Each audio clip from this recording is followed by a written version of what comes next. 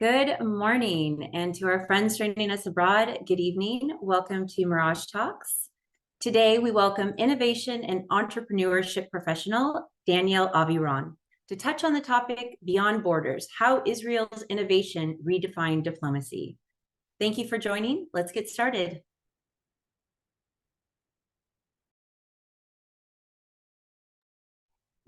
Danielle, you're muted. First thing, right? Perfect. Okay, great. So thank you very much, Prissy, for the introduction, and good morning or afternoon to you guys in the States. I am joining you from Givatayim. It's next to Tel Aviv in Israel, so it's good evening for me. I'm really happy and excited to be here today. And oops, wait. And thank you for the Mirage Institute for the opportunity. And Chrissy, we're starting now, or should we wait? Okay, we'll start now. Whoever wants to see it afterwards will see the recording. Great.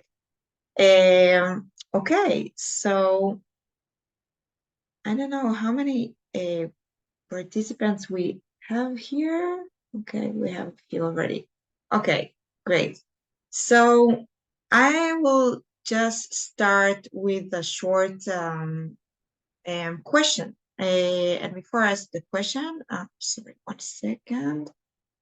Okay, you see the flags in the top of the screen. This is the flags of the countries that are participating in the Abraham Accords agreement that were signed in 2020. It's the flags of Israel, UAE, Bahrain, Morocco, and Sudan.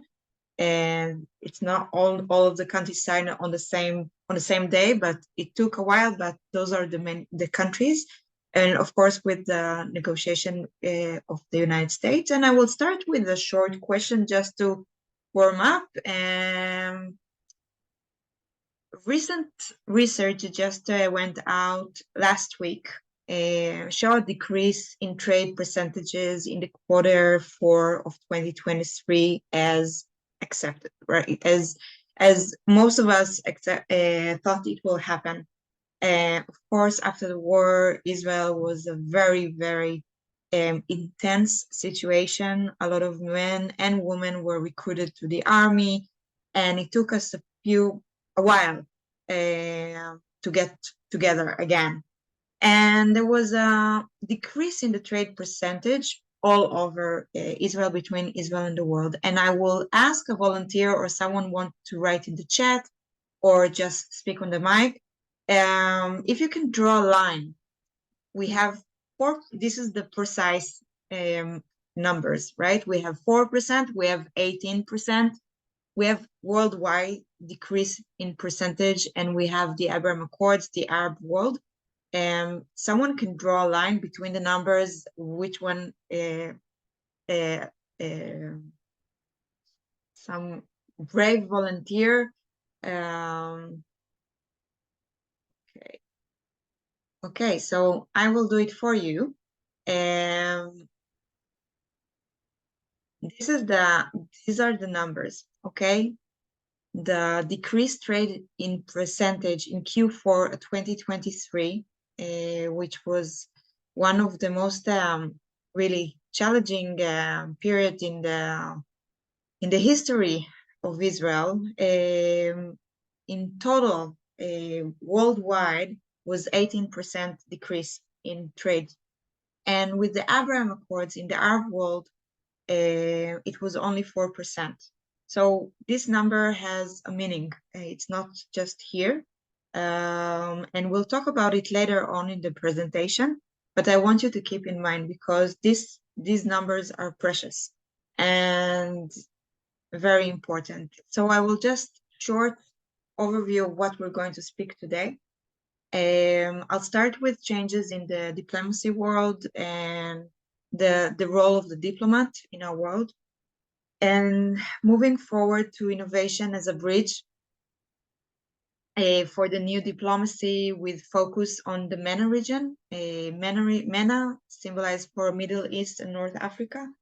This is the focus for me because this is my own experience. I have background in running projects, major projects between Israel and Palestine, and also between Israel and decision makers in the MENA region in Middle East, North Africa, while I was working for the Paris Center and Peace and Innovation for almost 6 years. And we'll finish with the day after October 7th and what we plan for the future, right? What are the plans for the future? What will be here after when this war will end?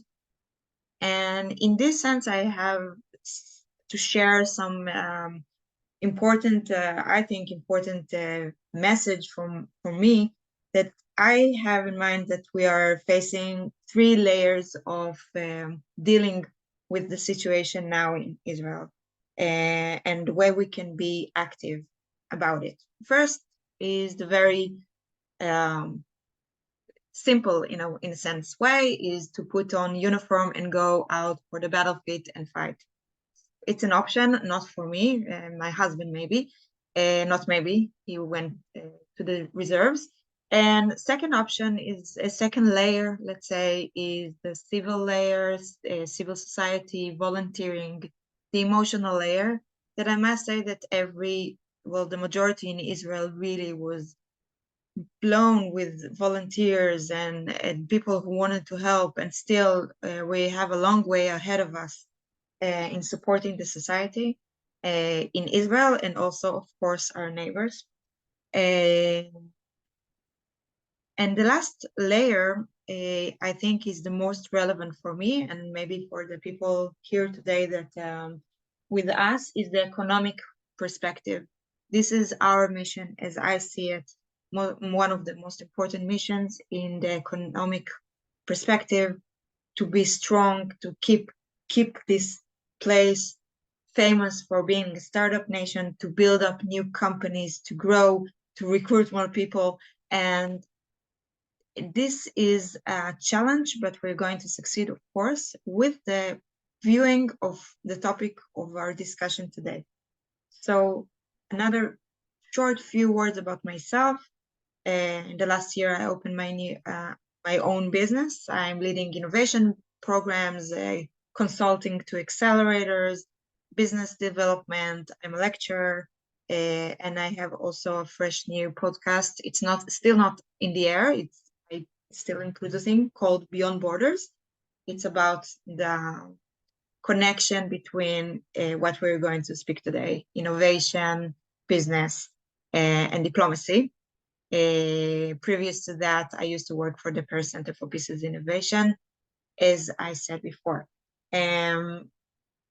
Everyone are quite quiet today, but I really urge you, if you have any questions or you want to participate or say anything, feel free to stop me. We're not a lot of people here today, so it's easy. Oh, faces. Hello. Great. Okay. Okay, 1 second.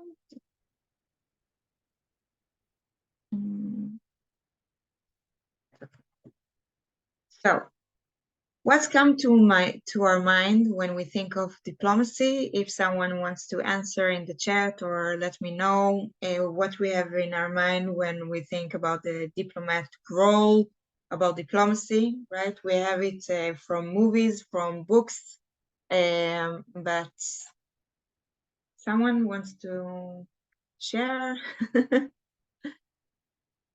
Okay, I don't. Okay, great. So I'll continue. I'm going back really to the beginning of human nature and humankind, right? The first time we understood that someone is going, a stranger is coming or an enemy is coming in front of us, and we decided not to cook him or cook her or eat him, and decided to talk together and to understand what are the strategies behind the arrival of this stranger or this enemy, this was the beginning of diplomacy, of the art of discussion and collaboration. Moving forward, maybe backwards for us, going backwards 300, 400 years ago, this, let's say, this photo just symbolized the situation of one of the most important people in the kingdom, right? He was the secret person of the king, the diplomat. He was responsible for connection and collaboration with other countries, other lands, strategy to conquer, to win the war.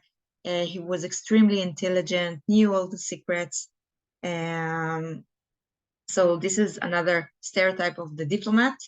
And today, another, maybe for some of you, when I asked about how a diplomat looks like, for you is a Ferrero Rocher and a glass of wine in the cocktail party. But the diplomat actually has a lot of quite a wide position in matter of responsibilities, because you kind of need to know a know-all person. It's not only to talk about peace and war and how to go to the battlefield and gather information. He still needs to gather information, but he needs to know a lot of things about economy, about climate change, about AI technologies and cyber and aid and development, and actually a lot of subjects. But and that's it. I'm leaving the diplomats behind for now, and I'm moving forward to what has changed in the world of diplomacy, except not just the way they look, but also in a more general way. Again, if someone wants to answer or participate, always feel free.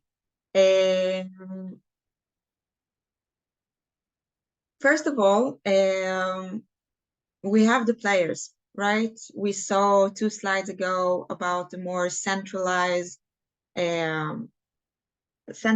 perspective, and throughout the years, it's a let's say it's a description that we took from the high tech field. We became more ecosystem, right? There's more players that participating in this party. It's not only the government, it's the innovation industry, it's high-tech startups, NGOs, very important social society participants, business, of course, and the academia, and that support with researchers and joint forums, media, and of course we talk about traditional media and also social media that kind of change our world. And moving forward, the activity areas for those for diplomacy or for government officers is also like for everyone else in the world changed, right? We can see the example of in the 40s, this young kid listening for the news. It's one message that the government decided about this message once a day, and today we are floating in so many platforms from everywhere that share their information. Someone on the chat. Okay. Okay, thank you. Okay, continue. Yeah. Okay, great. So, if there's something, one of the most important messages that I want you guys to take from my talk today is this slide, I guess. We have constantly changes in geopolitics worldwide, right? It's not something new. I guess forever we will witness changes in the geopolitics, but we have also another interesting situation that we can look on, which is the weakening of the old institutions as we know it. And when I'm saying the old institution, I mean governmental institutions. I speak about traditional media, And the weakening of it's something very well known all across the world, specifically Western world and democratic countries. We can see it easily also in Israel.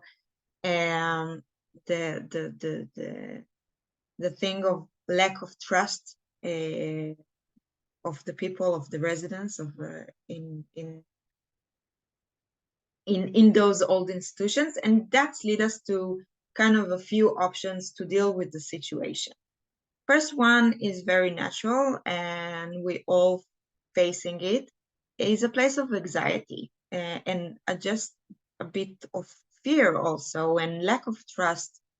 Who should we believe? Should we believe the message that our prime minister or president tell us in the 8 o'clock news on television?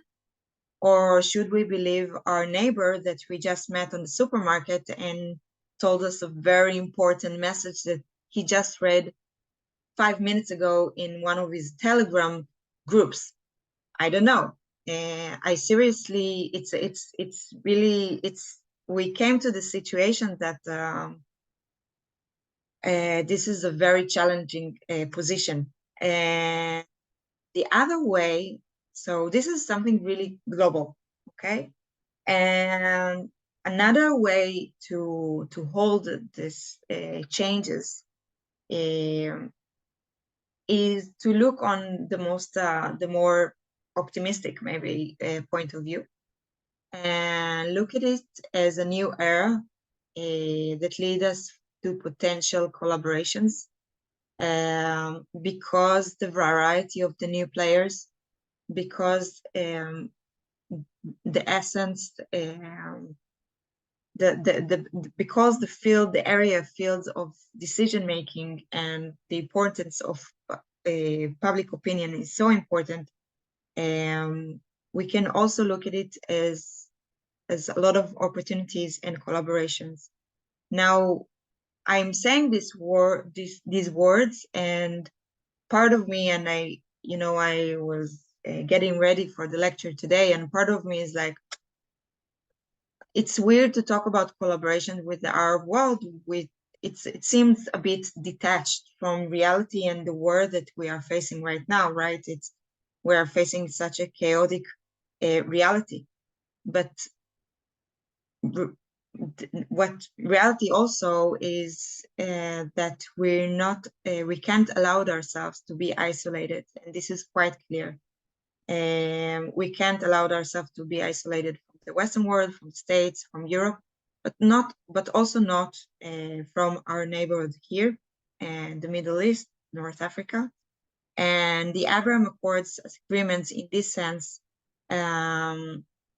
is kind of island of an island of collaboration that through in the last 3.5 years became so meaningful and impactful.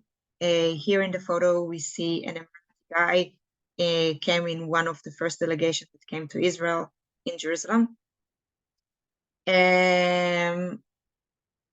Moving forward, and I want to now to add the layer of innovation, because we talked about a lot of players, and I'm still going to speak about the NGOs and the academia, but I want to speak for a moment about innovation. Shimon Peres was the 9th president of Israel. He had a lot of really interesting quotes and vision for this place. But one of his main focus was about technology, innovation, and economy in order to build trust between nations and in order to bring stability to the region. This quote, innovation is the mother of transformation.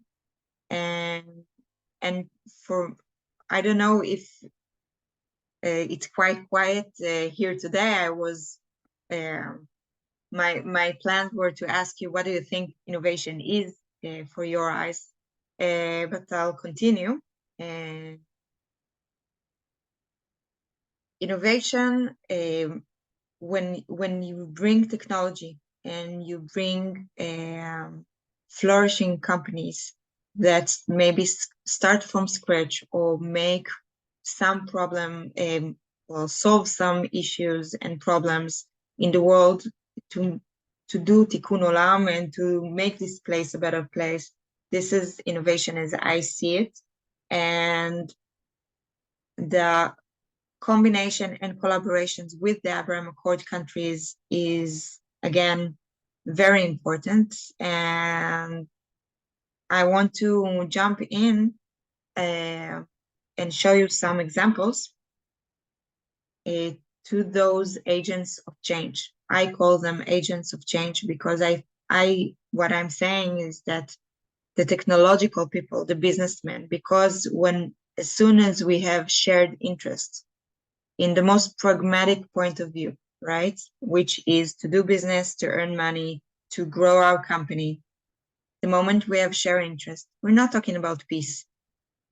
We're talking about economy. We're talking about growth. We're talking about flow, to make this our life better, right?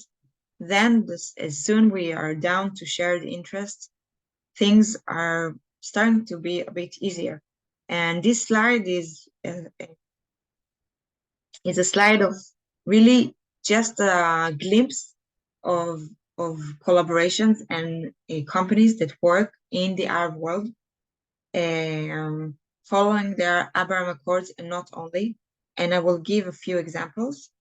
For example, Watergen. This company is facing one of the biggest problems the worldwide facing, which is climate change and desertification, which is extremely relevant to our region and where we are sitting. They are creating water out of air. This is their technology, an Israeli startup. And one of their investors is Emirati company. And they have activity and offices in Dubai. And so this is super interesting. And this is just one example out of a lot. You can see here on the right, Mubadala. Mubadala is an Emirati investment fund that just invested a year ago $100 million in Israeli VCs, and in order to elaborate the collaboration, the business collaboration between the two parties. It's not Circleize, but the H2 Pro, it's an energy company that started activity with Gaia Energy, which is a Moroccan company from Morocco. And I think one of also the interesting examples is SolarEdge.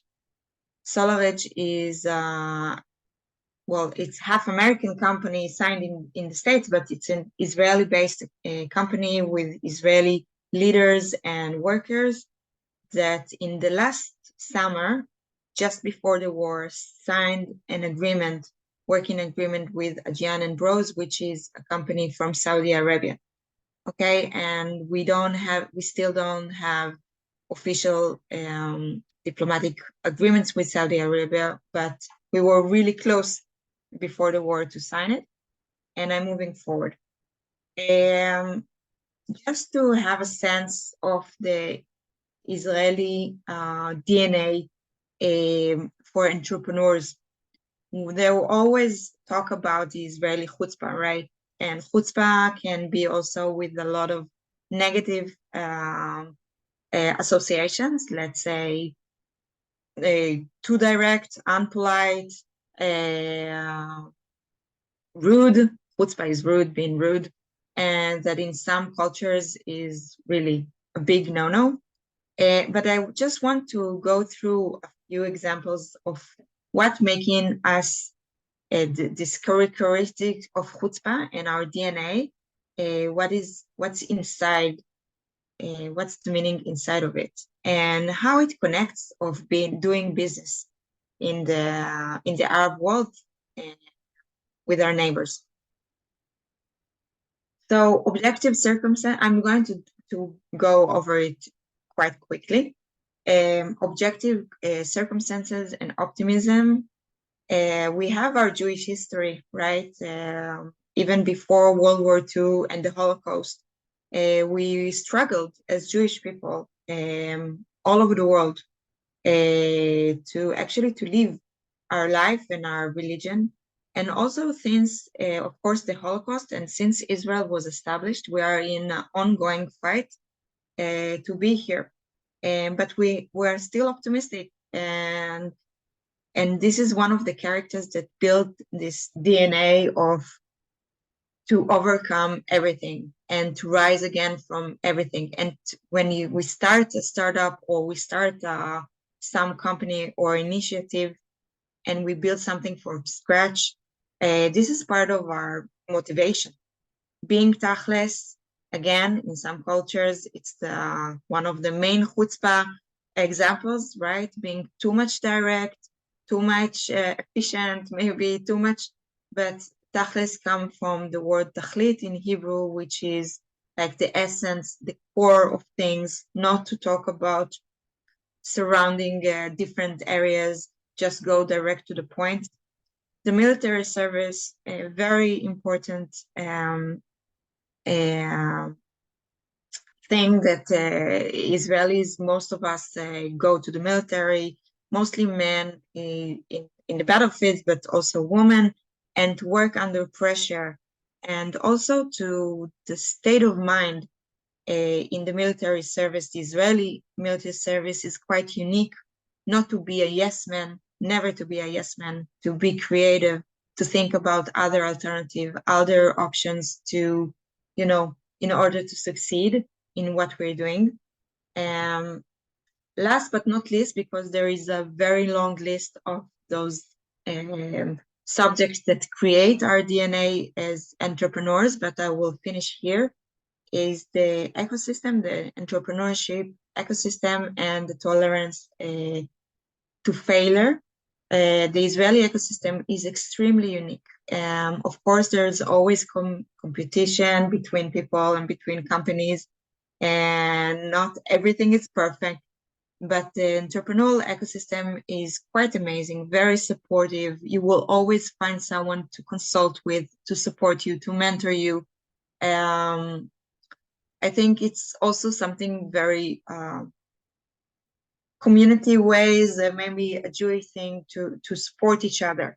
Tolerance for failure, this is another cultural aspect, which is very not accepted in Asia, for example, or in the Arab world. Here, if someone fails, and it's part of course, the entrepreneurship roller coaster, people understand that it's part of the game to fall, to fail, and to rise again.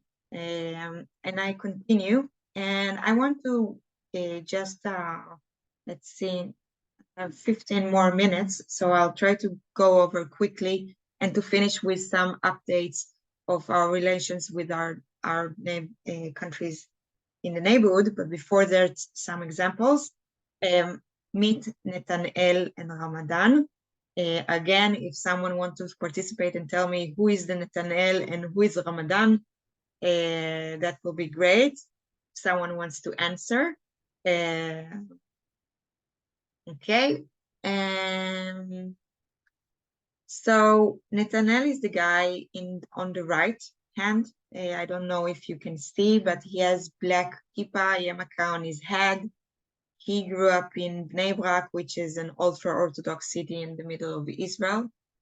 He actually never met or worked with an Arab person in Israel, which is really sad news for our Israeli society, but that's the facts. And like a lot of people, had a lot of stereotypes and a lot of things in his head.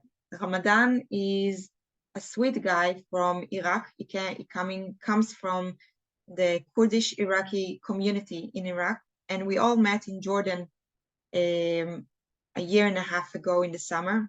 Now, in April 24, it looks like a fantasy, like faraway fantasy, but I know it's not a fantasy because I was there. I managed this accelerator that we had participants from Israel and the MENA region.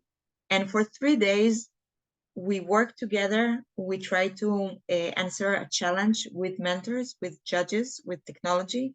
And it was quite amazing to see Israelis coming from Israel, Jewish and Arabs, and participants from the West Bank, from Libya, from Morocco, Tunisia, Saudi, and really countries that we don't have diplomatic relations with them, working together, dancing together in the evening, and talking in the lobby until 3 a.m. in the morning to get to know each other. So this is one example, really another really emotional, I think, emotional story that Nathanael in one of the morning came to me and told me, listen, this is a life-changing activity for me. I woke up in the morning. We, by purpose, we kind of let them sleep together in the same rooms, right? We mix the Israelis and the entrepreneurs from the region together in the room. And he told me, we woke up in the morning and I prayed, I put my tefillin and I prayed, and Ramadan also prayed next to me. And the fact that 1 hour later we sat together and we worked and we started to innovate and ideate new solutions together, this is something very meaningful. And so again, this is some memories from the Paris Center for Peace and Innovation and the conference we had in Jordan. Another two organizations that are NGOs here in Israel, very important ones, as I see it, Startup Nation Central. They have a department called Innovation Diplomacy. Here is a photo from, let's say, a conference they held in September 23, again, celebrating 3 years for the Abraham Accords. It was 1 month before the war started, interviewing the Bahraini ambassador. And down the second layer is an example from Ecopeace, another really important NGO in Israel and in Palestine working on climate issues. Again, shared interests. And you can see the description of the Water Energy Nexus, which is a giant project that was signed between Israel, Jordan, and the Emirates, with aspects for Palestinians that we will support Jordan, give them, well, build, well, I forgot the word, of water that desalination water plant in Jordan, and they will give us some lands for energy and solar fields to create energy. Unfortunately, after the war started, and we have a huge slowdown with our relationship with Jordan, and hopefully in the future it will be better. So this is a slide. I'm going quickly on different NGOs that they take part in this innovation diplomacy ecosystem. Abraham Accords, Peace Institute, it's on the left, down on the left, another important organization that give research and newsletters about the connection between us and the Arab world. It's very interesting for the one who are interested in the subject.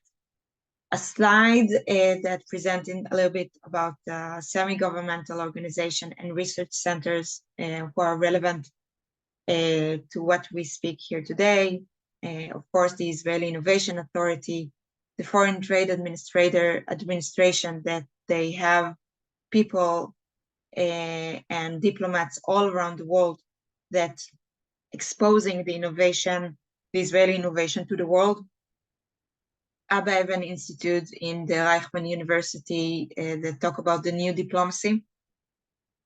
This is another slide just to show you a little bit about innovation communities and VCs in Israel that dealing with energy, dealing with desertification, dealing with the Negev, and VCs, as we said, that they are also active in the Arab world.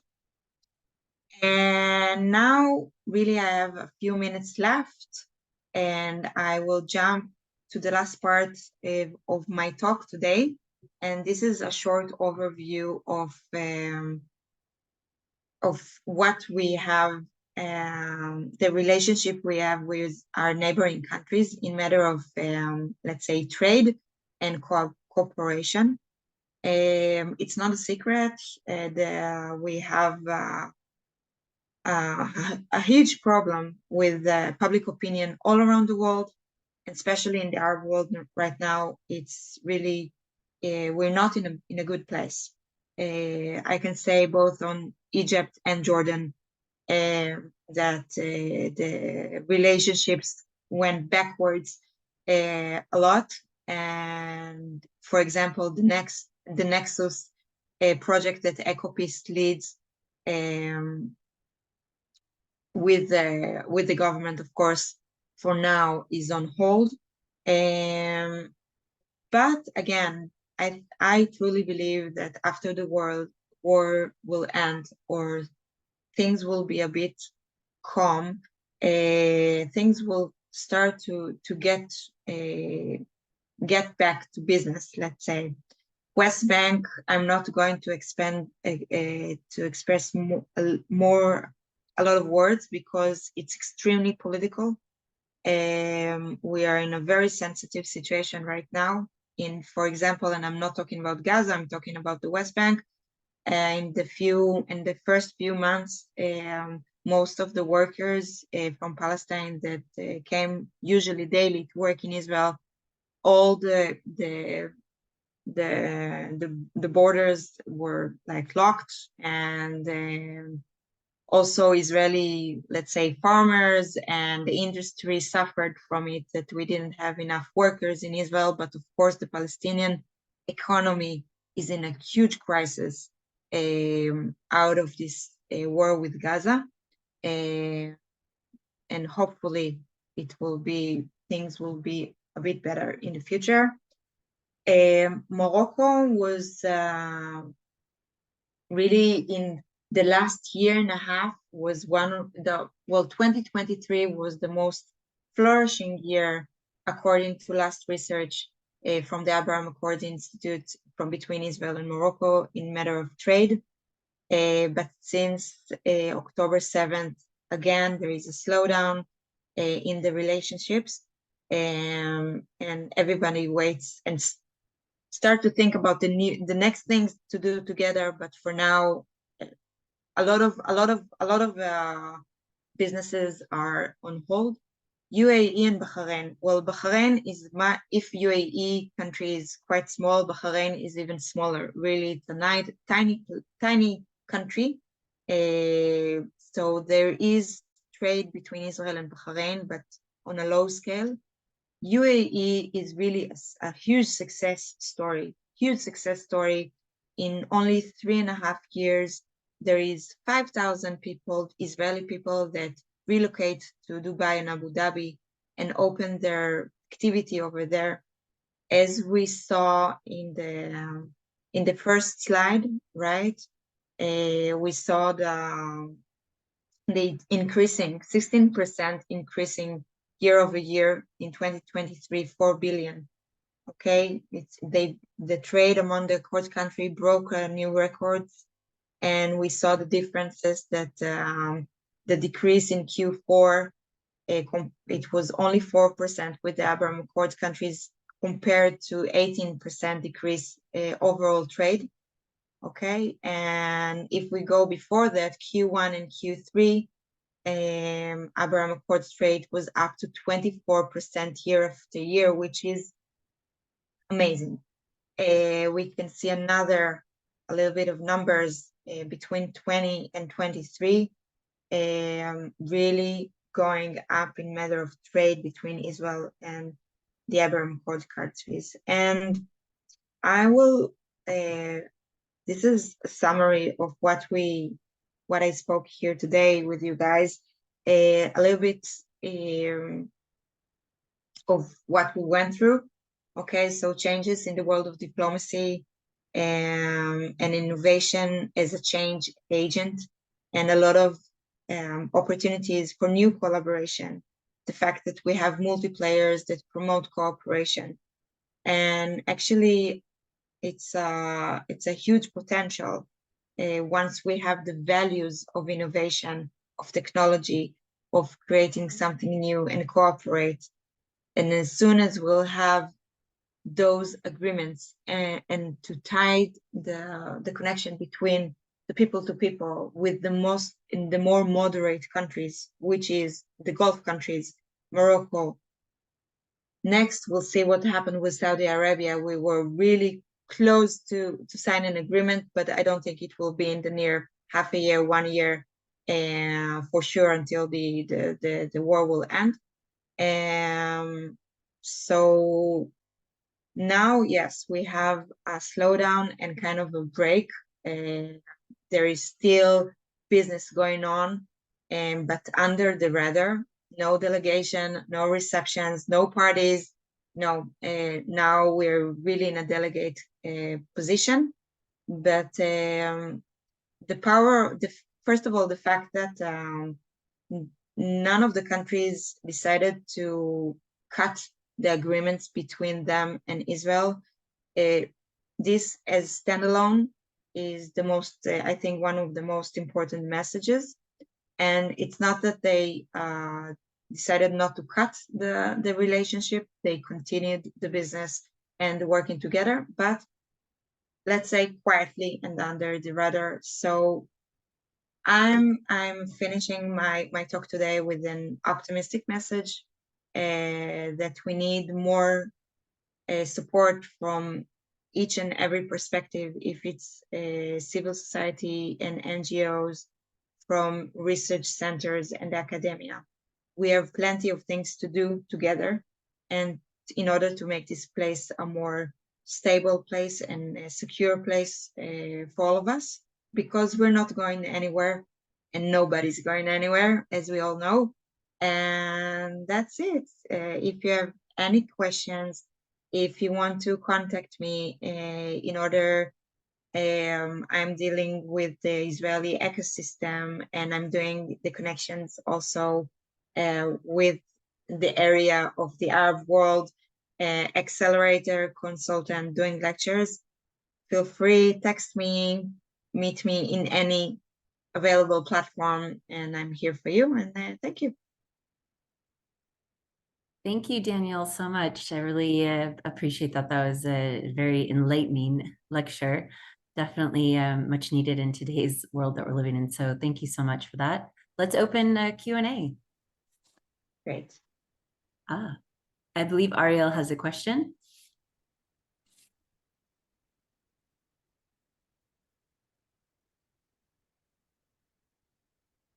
Ariel, did you want to ask Danielle something? No, just saluting and congratulating Matt Daniel. Very nice conversation and exposition from her. I appreciate your time and knowledge. Really wonderful. Here from Argentina, supporting Israel. Great, Always. thank you. Thank you. Thank you very much. Shalom. Toda. Ciao. Thank you. Shalom. Bye-bye. Hi, Daniela. I have Hi. a question. Yeah, so thank you for your time. I think it was a really nice overview. I was wondering if behind the scene, if some of the relationship that you created with some of the Abraham Accord participate on an individual basis. What kind of feedback or communication you had with them since October 7th, and if they also share optimism looking into the future? I think it really depends. I will give you the answers from my colleagues, because I'm not in relationship with people all over the region. So I will give you the message that I receive also from my colleagues. I'm working also with, I have a joint initiative with a colleague of mine in Morocco. And in Morocco, there is a huge, well, it's a problem, because from one hand, as I told you, the last year and a half was really nice opening to the relationship with Israel, with the supporting message from the king. And because a lot of Moroccans hear Al Jazeera and really the news that coming from the Arab world media is really problematic.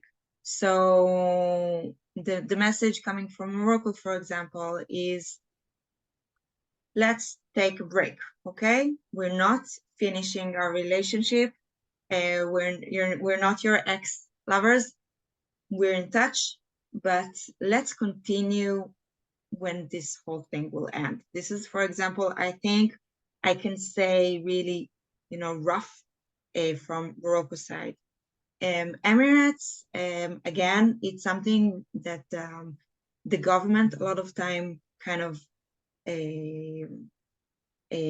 has a lot of, because those countries are, well, I'm not going to enter this, democracies or not democracies, but in Emirates, it's quiet, business as usual, but you have all kind of feedbacks. Some people less in touch, and some people do business as usual.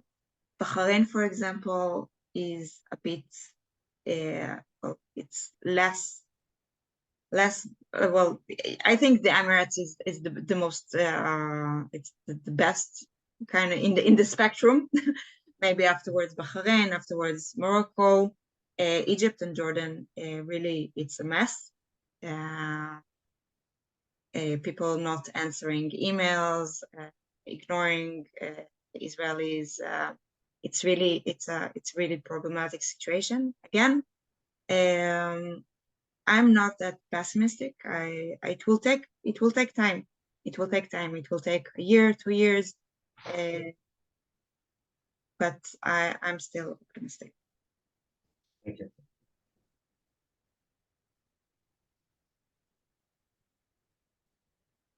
Do we have any additional questions for Danielle? Danny, I the just want to soldier. encourage you, Daniel. We have business in Morocco. Now it's closed. We have business with some other Arab countries, and especially with Palestinians from the West Bank. And today, nothing works. People want to see what's going on, and people want in the hearts that to stabilize the situation. Time of war is not good time for business, so people prefer to wait. Right. And with a great hope for the future, we are still with contact with our colleagues, especially in Morocco and in the West Bank, through the media, but not in person. And in the Arab world, you are not doing business through Zoom. You are doing business face to face, eye to eye, and we will have to wait. I don't know what will happen with Turkey, because it's another situation at all, because Turkey, there is a great problem with the regime, with the people, with the business people, very good relations, but not with the regime. And we don't know what the rules will change. And a lot of Israeli companies are cutting their relations with the Turkish companies. We had very, very big contracts with Turkey. Now almost all of them are cut or closed. Can you tell us a little bit of what you're doing? My name is Dani Tirza, and we have a company. Our company is called Yozmot, but what we are doing is relations between businessmen in the Arab world, especially in Morocco and the Palestinian areas, with Israeli businessmen, and we are focusing on what is called strategic planning of private infrastructure. So thank you very much for your lecture. I like it. Thank you.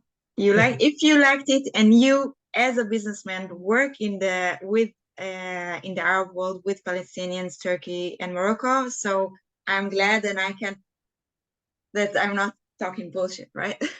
Of course. תודה. תודה לך. Well, do we have any additional questions?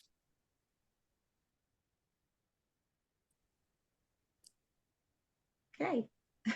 Actually, Ale, I have a short comment. And the short comment, actually, it's for you, Danny, also, both Danny, Tirza, and the thing is that I feel that it's more of a, as much as we like to feel that the Israeli diplomacy have a significant role in the outcome, I really believe that at the end of the day, the forces that are going around now, and actually was starting it even before the war in Gaza, and the war in Gaza is just another move on the board that actually sabotaged completely the effort of the US and the Abraham Accord and everything that relates to it.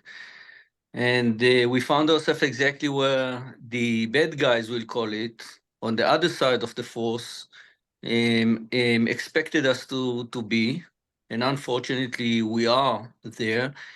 And it feels to me that the strategy that they are implementing, the Western world and Israel is part of it, just can't really have a meaningful enough response to stop it. And it's not only in Israel, it's in Ukraine, it's with the Houthis, it's with everybody's using everything just to put the world where they trying to push their own interest in a much bigger global work. It's true that we need to continue and try and do businesses and create relationships. And all of this stuff is definitely important and necessary even, but I don't really believe that as much as we will move with that forward, it will actually have a significant impact in comparison to the stabilization again of the I'd call it the west side and the east side, without saying what is what necessarily, but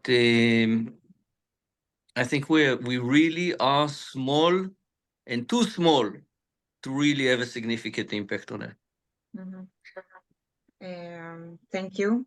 I think the only thing that I can, the feedback is what is the alternative, right? And I think the Israeli diplomacy in the last 10 years or 15 years was actually drained.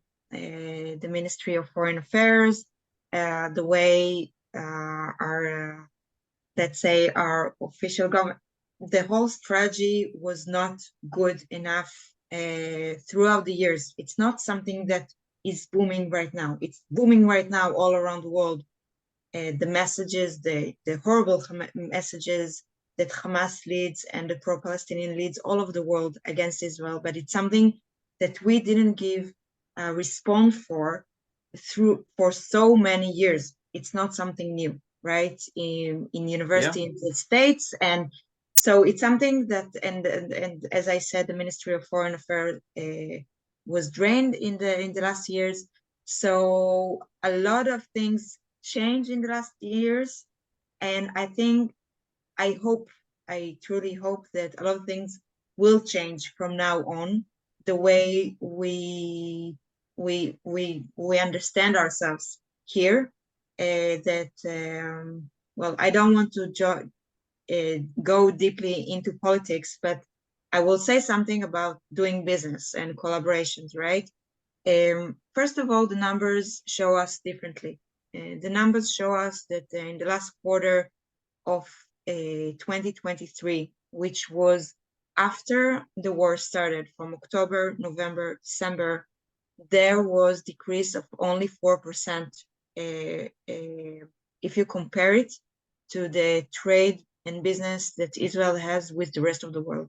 So this is a really meaningful statement. By the way, we see 4 billion trade marks and cooperation between Israel and the Abraham Accord countries, but this is without the data about security, cyber, and all, let's say, all the Rafael and all the security industry technology. This is without all of gas. This is without all of those fields. If you join all the other fields that I just mentioned, it will be 10 billion in dollars between Israel and the Abraham Accords in 2023. This is not something that you can go down the drain, even though we can see with Turkey that a lot of things exploded and they're not continuing, right?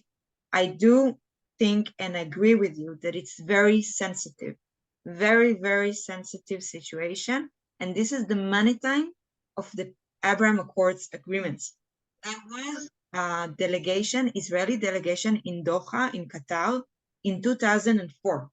We had kind of diplomatic relations with Doha in 2004, but that was closed because of the situation with the Palestinians, because the political situation in Israel, right? So we see, even if we have if we have peace agreements or cooperations with different countries that we didn't have diplomatic relations with them in the past, no one tell us that it will last forever. It's our responsibility, right? Their responsibility, but also our responsibility.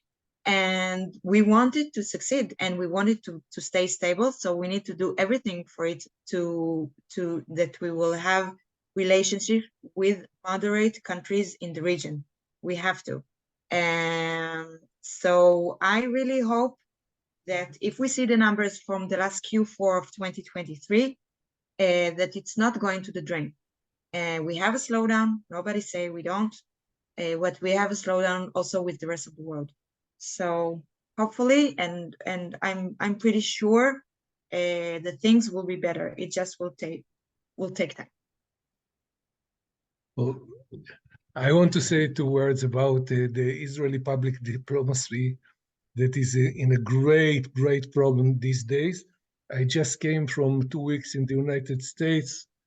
In 2 weeks, I had 20 events in different places, different campuses, met with politics, and trying just to explain what's going on today in Israel in this war. And even with the Americans, our allies, there is a great gap of knowledge, great gap of understanding the situation. And the Israelis are so bad in the PR because we think that we are machos, we think that we know everything. We show how we destroy, how we kill, how we succeeded to do things. We are not ready to talk about what they are doing to us. And in this situation, of course, people will be against us.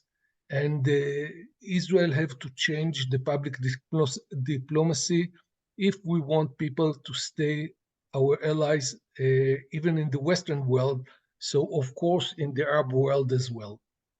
I totally agree, and I have another thing to say. I just I have a close friend of mine. His name is Andy David. He was the ambassador in Los Angeles for a few years, and he's head of innovation department in the foreign ministry. I don't think, maybe he retired a few months ago, but he's really involved. And one of his things that he said, I listened to a lecture of him a few years ago after Shomer Chomot, right? It was 2019 maybe. And regarding public opinion and regarding social media and regarding our efforts in public opinion, and he said we need to look at it as a bank or as credit. We can't always, take money out and trust our allies that they will be there for us forever. They will always support what we're doing, what we're saying. No, we need also to deposit some things. We need to secure the relationship. We need to make this relationship stronger. We can't always fight back, and it's something that takes years. It's not something that in time of need, when you have a war, you push a button and then everyone just say, okay, yes, now we're your ambassadors for Israel. No, it's not working like that. Like in any relationship in life, also between countries. So, and this is one message. The other message, that we are completely a minority, right? We are Israel. Even if we're taking the Jewish community, it's not enough. We have millions of Arabs in the Arab world that's supporting, that are for Palestine. It's unfair situation in mass, but I think the worldwide public opinion, it's not only the Arab world, right? And this is a complete failure, Israeli failure. And we need to start to fix it. We are the startup nation. We have a lot of really, really brilliant and intelligent people here. We need to start dealing with it. And I think Itai had another question. Or Ishai or Yes. Itai. Yeah, Itai. Itai. Hi. Thank you. Have a good good evening or good morning, whatever you are. First of all, I have a small comment.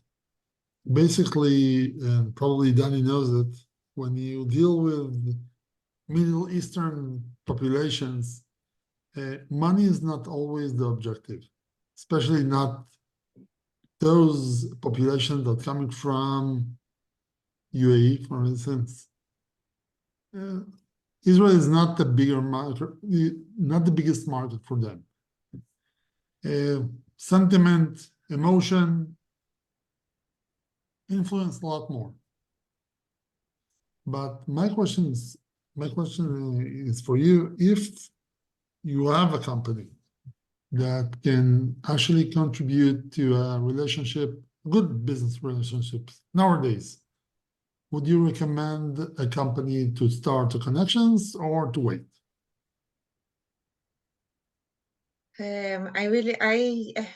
Danny, maybe you want to answer also, but I think, first of all, it depends where. If it will be, you want to start to establish something in the Emirates, it will be different than in Morocco or Turkey. With the Palestinians is extremely hard right now. Also, not them. Jordan and Egypt. But I think if you want to open an activity or start reaching out for partners in the UAE, you will have people you can talk to. Absolutely. Meetings, of course, not in Zoom. Zoom is not an option. Meetings live, face-to-face over there. Absolutely. And there are still conferences going on, and still Israelis flying over there in the last month and right now while we speak, and it's working. So good luck. Okay, thanks. And if you need any contacts or a place to start, talk to me. I will make the connection. Thanks. I will have to brush up my Arabic. They have, I think, better English than ours, really. Yeah, no, but it's a good practice. Okay, great. Thank you. Sure. We have any additional questions for Danielle before we close? No, just letting Danny Tirza know that Eli will contact him and we'll have his talk about what's going on the next couple of weeks session. Okay. שמעת, דני? כן, בהחלט, בשמחה. אלי, שמעת? Yes, Danny, I'll be in touch. Okay. Well, on Danielle, that, thank you very much. And yeah, Christy, please. no, go ahead. I was just go gonna, ahead. on behalf of Paul Mirage and the Mirage Institute, Danielle, thank you so much for taking the time to enlighten our Mirage tribe. Danny, it was a pleasure with your input today. Thank you so much as well. And Eli, as always, you arranged these wonderful Mirage talks, and we're so grateful for your help. Thank you, everyone, for joining, and we'll see you next week. Thank you. Thank you, everyone.